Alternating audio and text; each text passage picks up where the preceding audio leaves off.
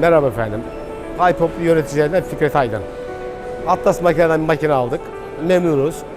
Samir Bey olsun, Kübra Hanım olsun, Abdurrahman Bey olsun. Her konuda yardımcı oldular. Teknik konuda olsun, ne konuda olursa olsun. Şu anda memnunuz.